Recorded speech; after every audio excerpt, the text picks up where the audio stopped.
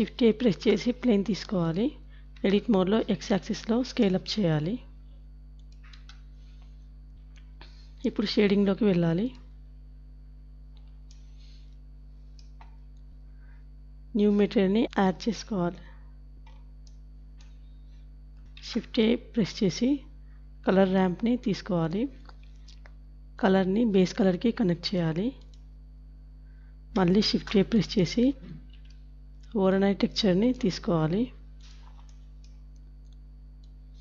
దీన్ని shift D press చేసి duplicate చేయాలి. షిఫ్ట్ ఏ ప్రెస్ చేసి మ్యాథ్ నోట్ని తీసుకోవాలి. డిస్టెన్స్ని పైన వాల్యూకి, ఈ డిస్టెన్స్ని కింది వాల్యూకి కనెక్ట్ చేయాలి. ఈ వాల్యూని ఫ్యాక్కి కనెక్ట్ చేయాలి. దీంట్లో మల్టిప్లైని సెలెక్ట్ చేసుకోవాలి.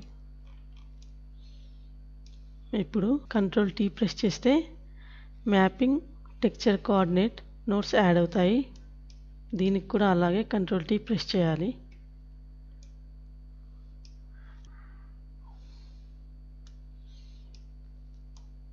ఇప్పుడు ఇక్కడ కలర్స్ చేంజ్ చేస్తున్నా. ఇక్కడ ప్లస్ పైన క్లిక్ చేస్తే ఇంకొక కలర్ ఇక్కడ యాడ్ అవుతుంది.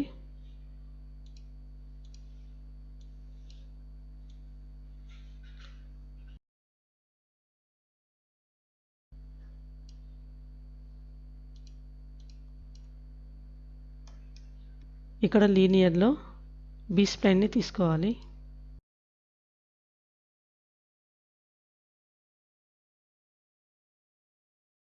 పైన ఉన్న ఓరనై టెక్స్చర్లో స్కేల్ని ఇంక్రీజ్ చేసుకోవాలి.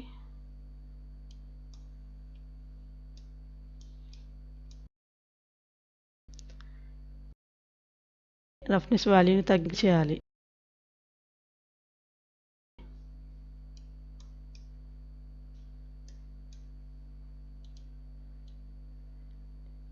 దీన్ని ఇక్కడికి జరుపుకోవాలి.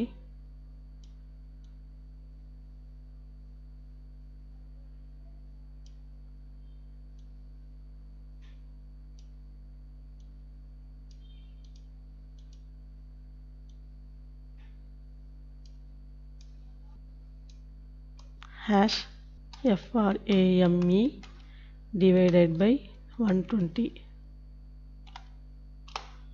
ఇప్పుడు ప్లే చేస్తా చూడండి.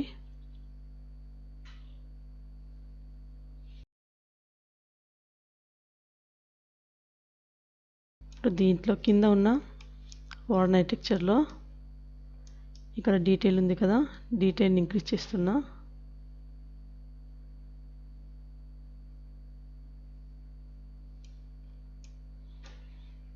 దీంట్లో